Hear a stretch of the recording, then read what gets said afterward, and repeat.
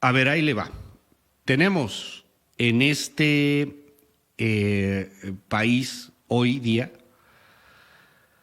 6 de junio, para elegir a 500 diputados federales. Bueno, elegirlos a todos no, porque los de representación proporcional pues no se eligen así como que de manera tan directa. 20.311 de carácter local, 15 estados donde va a haber gobernador: Baja California Sur, Campeche, Chihuahua, Colima, Guerrero, Michoacán, Nayarit, Nuevo León, Querétaro, Sinaloa, Sonora y Zacatecas. Tengo en la línea telefónica y para mí es un gran privilegio, un honor poder platicar contigo. Lorenzo Córdoba, ¿me escuchas? Muy buenos días. Hola Luis, qué gusto de saludarte. Me complace mucho poder estar contigo esta mañana y con tu auditorio. Un abrazo. Gracias por la deferencia. Un abrazo, Lorenzo Córdoba, presidente del Instituto Nacional Electoral. Déjame iniciar por algo que hoy abarca gran parte de las primeras planas del día. La declaración que das: no se puede amedrentar al árbitro. No se había vivido esto, hemos platicado pues con expresidentes, hemos platicado con exconsejeros. Esto no se había vivido. Estos ataques desde el gobierno o desde el discurso oficial son inéditos, pero te preguntaría, ¿serán también parte de la democracia, de la libertad de expresión, dicen ellos? Cuéntanos un poco, Lorenzo. Gracias, Luis. Oye, Luis, nada más un comentario, perdóname. Dime. Escuchaba ahora que decías que los diputados de RP, de representación proporcional, no se les elige.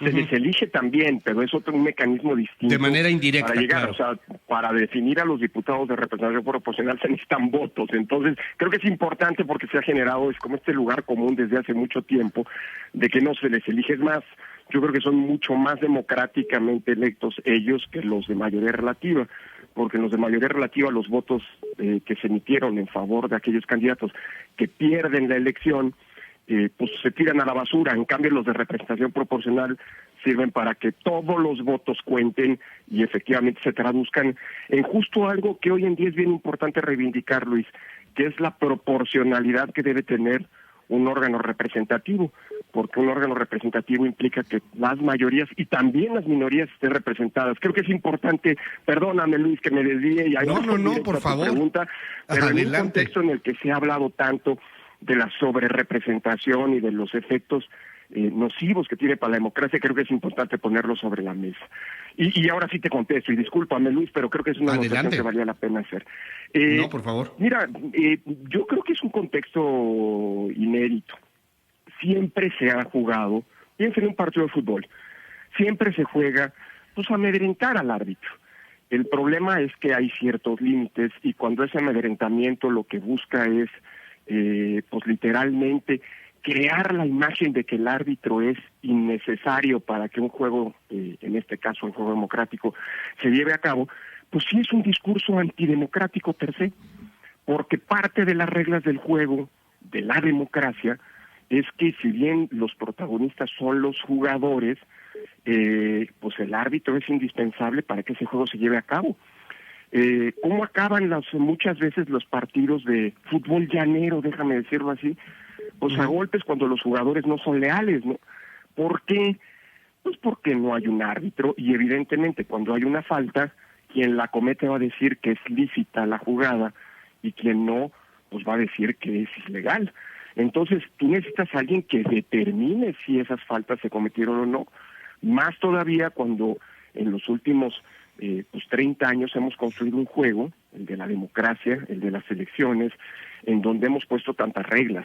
Entonces, sí es, pues mira, no sé si inédito, es normal que al árbitro siempre se le suba, como se le acerque la lámina, como se dice coloquialmente, pero cuando claramente hay un discurso que llama mucho la atención por lo alineado, en donde hay algunos jugadores y también algunos otros actores de mucha relevancia, empresarios, pues, más allá de que sean cuestionables o no, que que salen a decir que el árbitro no es necesario, pero incluso cuando dicen, porque una cosa es que se diga que el árbitro está sesgado, eso lo hemos visto muchas veces, y la verdad te lo digo con mucha franqueza. Antes de las elecciones de 2018 a mí me decían que el INE era muy frecuente oír que el INE estaba a favor de quien al final del día ganó, que porque no se le bajaban los promocionales, que porque la cercanía de mi padre con este actor político de primera relevancia, que porque le estás impidiendo a los empresarios expresarse libremente. Bueno, más adelante al mismo árbitro se le tachó de estar favoreciendo una fuerza política, la de un expresidente de la República, y luego se le acusó por parte del expresidente a que el árbitro estaba sesgado. Es decir, todo el mundo acusa siempre en un juego pues del poder al árbitro de estar sesgado, lo cual habla, creo que bien del árbitro, porque cuando todo el mundo dice que está sesgado, pues algo estará haciendo bien el árbitro. Dicho Sí, eso... al final de cuentas tienes que ser un poco como el cuetero, ¿no? O sea, es el cuetero, te digo, para nada darle muchas vueltas. Es difícil que todo el mundo salga a aplaudir, sobre todo cuando lo que está en juego es el poder, ¿no? Es la lucha por el poder. Pero pues eso es parte, digámoslo así, del rol del árbitro, tener que aguantar los gritos desde la tribuna y los reclamos de los jugadores. Pero eso es una cosa. Y otra cosa bien distinta es cuando tienes voces, por cierto, curiosamente pues, alineadas, ¿no? En donde lo que piden no están gritando que el árbitro está sesgado, cosa, insisto, que es casi normal, no es deseable, pero es normal, es entendible, sino que lo que se pide es la desaparición del árbitro. Hay quien dice que el árbitro debe morir, hay quien dice que el árbitro debe ser extirpado o exterminado. Cuando estás frente a eso, pues evidentemente estás frente a un amedrentamiento. Cuando más allá de recurrir a los tribunales que están para eso, para resolver las diferencias que alguien puede tener con el árbitro, pues haces todo un discurso de que el árbitro tiene que irse, pues yo no lo veo como otra cosa, sino como un intento de amedrentamiento. Pero déjame preguntarte algo, porque, perdón que te interrumpa, Lorenzo, pero yo he escuchado en un partido de fútbol, en la tribuna, pues sí, le gritan al árbitro hasta de lo que se va a morir. Lo que a mí me llama la atención es que casi nunca se le grita desde un palco presidencial. ¿No tiene eso muchísimo que ver? Como para que se aviven ánimos en contra del árbitro, cuando desde el palco presidencial, cuando desde el sitio más privilegiado en el estadio, hay una voz que tiene mucho más eco que las otras y que dicen, ese árbitro está vendido. Pues mira, esa es parte de la tribuna al final del día, son actores políticos. Yo diría que más preocupante es cuando desde el propio terreno de juego se plantean esos temas. Ahora, el árbitro tiene que también hacer, no digo oídos sordos, pero sí tiene que estar por encima, porque si no el árbitro va a caer en la tentación o en la trampa, digámoslo así, que se les está colocando, en la que se le está colocando. Es decir, en la trampa de convertirse en un jugador. Y el árbitro tiene que estar por encima de eso. Yo te diría una cosa, Luis. Lo importante aquí es el empaque que tenga el árbitro. Es decir, la fortaleza. Y déjame decirlo así, a lo mejor eso es lo que molesta a muchos, que el INE tiene una gran fortaleza. Ha querido personalizarse este amedrentamiento. El punto es que el árbitro está trabajando de una manera colegiada y compacta. Las decisiones que han sido cuestionadas y que han llevado a muchos a justificar este discurso que muchas veces raya con el discurso del odio y de la violencia. Hace poco veía algunos tweets de algún personaje, no sé si sea político, creo que no, pero sí hace política. Un personaje conocido, polémico, insisto, que viene que viene del ámbito empresarial, que llamaba a quemar al árbitro. Híjole, cuando estás frente a esas circunstancias, pues lo digo yo, no lo dices tú. Árbitro. Y lo que estamos viendo, Luis, es un árbitro compacto. Las decisiones que se han discutido públicamente han sido decisiones que se han tomado por 9 votos contra 2. Esas mayorías no son variables como ocurre en un órgano colegiado, plural, diverso, que en ello tiene su riqueza. Pero cuando tú tienes un árbitro que tiene ese alto grado de coincidencia, pues evidentemente, pues yo creo que lo que tienes enfrente es la altísima probabilidad, no de que el árbitro esté sesgado, sino de que el que protesta, pues efectivamente haya violado las reglas, ¿no? Hay ahí temas fundamentales, o sea, lo dicho por Ricardo Salinas Pliego, lo escrito incluso en su blog y en su cuenta de Twitter y en una columna que se publica en El Universal como articulista invitado, en donde sí, literalmente dice el INE debe de morir.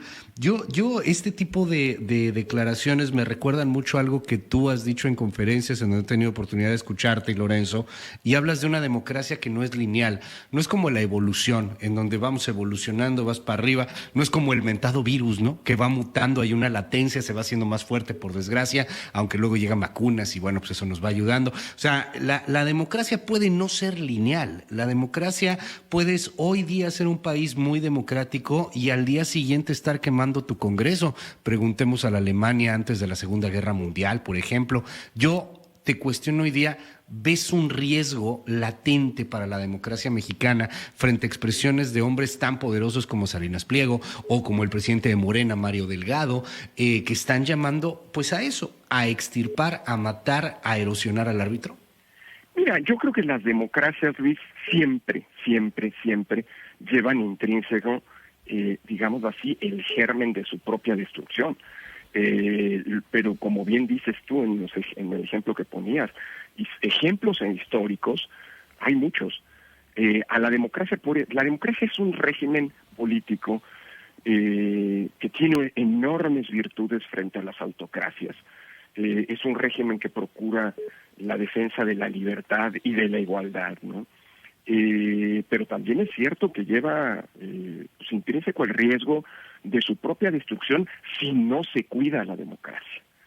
Es decir, hemos visto a lo largo de la historia muchos casos de regímenes que de democrático tienen poco, que han llegado a las urnas, que han llegado al poder por la vía de las urnas, es decir, que han llegado al poder democráticamente, respaldados por mayorías. Pero en la democracia a veces nos olvida algo, que no solamente importa la voluntad de la mayoría, que sin duda es la que está detrás y debe estar detrás de la toma de las decisiones, sino el hecho de que la mayoría no lo puede todo. Porque si la mayoría lo puede todo, entonces las minorías están condenadas a desaparecer. Y eso, no es democrático, es contrario a la propia lógica y esencia de la democracia. Por eso, la democracia es un régimen que permite la convivencia pacífica, sin derramamientos de sangre entre mayorías y minorías, y que permite, por cierto, que las minorías de un día, pues a lo mejor se conviertan en mayorías el día de mañana. Pues eso es lo que es la historia de nuestro país en los últimos 20 años, 30 años. Por eso tenemos el índice de alternancia que tenemos. La alternancia no es otra cosa sino un partido que no ganó una elección, que fue una minoría en una elección, pues termina convirtiéndose por múltiples razones, porque logró convencer con su proyecto político, porque quien gobernó de una manera desastrosa, en fin, por múltiples razones, una minoría termina convirtiéndose en mayoría en la siguiente elección, pero el juego democrático no se detiene. Siempre hay elecciones, las minorías de un día pueden convertirse en mayorías en la siguiente ronda electoral, y las que son mayorías pueden perder esa característica, ese estatus, y volverse y todo esto. Y por eso mismo a la democracia hay que cuidarla, porque es el único juego democrático que permite esa convivencia pacífica entre mayorías y minorías que son cambiantes, y que si no se cuida, pues puede degenerar. Las democracias sí se pueden acabar si no se les cuida. Por eso es una responsabilidad de todas y todos cuidar esas reglas del juego que pueden no gustar.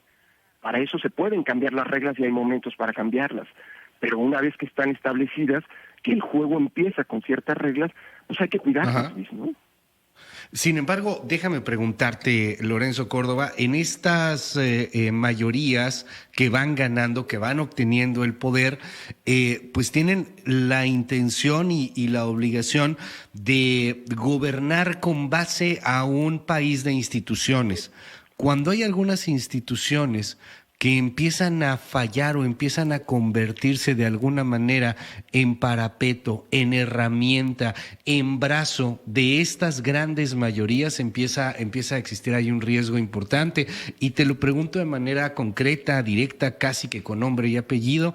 Hoy hay un Tribunal Electoral del Poder Judicial de la Federación en donde es normal que haya fallos que ustedes tienen y que ellos tumban, y en donde hay un una lucha jurídica que se tiene que dar dentro del marco de la democracia. Cada vez veo, cada vez siento, cada vez pareciera que hay pues más percepción de que hoy tenemos a un tribunal que va fallando mucho a favor de un oficialismo, que va fallando mucho a favor de esas mayorías que espero yo equivocarme, pero que pareciera de pronto se están convirtiendo en una democracia que más bien parece una oclocracia. Yo entiendo el papel que juegas como presidente del INE y el papel que tengo como periodista, pues me obliga a preguntarte, ¿no ves que se está cargando un poquito la mano desde el tribunal a favor del oficialismo, que ustedes fallan algo y el tribunal les corrige la plana, como dirían en Palacio Nacional? Mira, Luis, yo te diría tres cosas puntualmente. Primera, Sí. La relación entre el INE y el tribunal es una relación que de por sí tiene una cierta tensión desde el propio diseño institucional. Natural, claro. El Tribunal Electoral entra en juego, para dejamos usar esa expresión, solo cuando hay alguna inconformidad con alguna decisión del INE. Es decir, el tribunal no es un superior jerárquico que revisa todo lo que el INE hace. Solamente cuando hay alguna queja, el tribunal entra a resolver esas diferencias entre algún jugador, un partido, un ciudadano, etcétera, y el propio INE.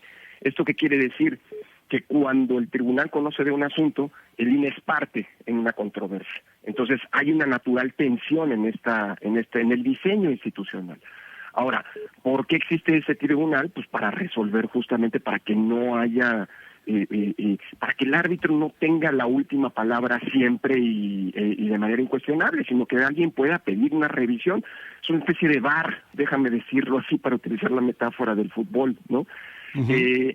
Primer punto. Segundo punto, mira, la gran mayoría de las decisiones que llegan al tribunal son validadas. Si uno quiere en estadísticas, pues alrededor del 95-96% de las decisiones del INE terminan siendo validadas. Claro, ese 4% pues muchas veces son las decisiones más polémicas y las decisiones más controvertidas. Así que también hay, no es nada más una cuestión de números. Ahora, yo te diría una cosa, es que justamente es positivo que exista más allá del sentido de los fallos, ¿no? Por supuesto, pues cuando el INE es parte de una controversia, pues espera que el tribunal falle a favor de lo que se ha hecho, de lo que se ha decidido, de lo que el INE decidió. Pero más allá de eso, Luis, es que justamente esa es la ruta. No pedir que se quemen instituciones, no pedir que cuando hay una decisión que no me gusta, pues pedir la salida y la erradicación del árbitro. Pues la solución es ir a los tribunales y que el tribunal resuelva. Hay decisiones, mira, lo que se ha tomado como decisiones polémicas, pues es simple y sencillo aplicar lo que dice la ley. Pongo el caso de de las candidaturas que se... de Guerrero y de Michoacán, por ejemplo. Pues es que ahí la ley es muy clara. La ley dice que los precandidatos, cuando hacen actividades de proselitismo, es decir, hay posibilidad de que haya una contienda interna sin que nadie haga ningún proselitismo, ¿no? Entonces, en ese caso no hay precampaña, y si no hay precampaña, pues no se tiene que hacer... si no hay gastos, no se debe reportar al INE gastos, porque no hay actividades de proselitismo. Pero en el momento en que sí hay actividades de proselitismo, en automático estás frente a una precampaña, porque hay quien está buscando una candidatura. Y en este caso la ley dice con todas las letras que tienes que entregar un informe de gastos de tu precampaña. Puede ser en cero. Y la sanción es... Y la ley no lo entregas, la sanción es adiós candidatura. Si no se entrega, pues no se cancelan las candidaturas y se le impide contender a esa persona. Pues es lo que dice la ley, es lo que hicimos. Yo confío mucho, por poner ese ejemplo, en el que el tribunal va a acompañar este tema. O, por ejemplo, Luis, el otro tema con el que arrancaba justamente con esa precisión de la ese comentario respecto a los plurinominales proporcional. La Constitución permite una sobrerepresentación del 8%. Pero no más. No más. Es hasta un 8%. Por lo tanto, lo que hizo el INE al tomar esas decisiones, que por cierto son decisiones para el INE, no para los partidos, es una decisión de cómo el INE va a repartir, distribuir esas diputaciones de representación proporcional, es decir, a partir de los votos y cuidando lo que dice la Constitución, que el límite del 8% de sobrerepresentación pues no se rebase. Bueno, hay quien dice que esto fue contra un partido, pues bueno, yo te lo digo así, sería tanto afirmar eso es tanto como decir que las coaliciones se hacen pensando en borrar la Constitución, y yo no creo que eso lo pretenda nadie. Por eso yo confío mucho en que las decisiones del tribunal favorecerán lo que el INE estableció. Ahora, si no es así, pues es parte del juego, pero ese es el juego que hay que cuidar, Luis, ¿ves? Es el juego de la democracia. A las instituciones, a las reglas que nos hemos dado, hay que cuidarlas. Si no nos gustan, se pueden cambiar, pero hay momentos para ello, no en pleno partido, porque entonces eso sí sería pues, abrir la puerta a eso que mencionabas tú, que las democracias se pueden acabar, por eso hay que cuidarlas, se implica responsabilidades de todas y todos, y el discurso es también parte de esa responsabilidad. Lorenzo Córdoba, es un gran honor poder platicar contigo en esta mañana. Gracias por regalarnos estos minutos, la diferencia en MBS Noticias, y ojalá que podamos platicar más frecuentemente. Estamos al habla si nos das oportunidad, Lorenzo. Faltaba más, Luis, al contrario, estos son 60 días importantísimos los que vienen enfrente, estamos a 61 días de la jornada electoral, estamos en plenas campañas, y para nosotros, y para mí en lo particular, es un verdadero placer estar contigo y con tu auditorio.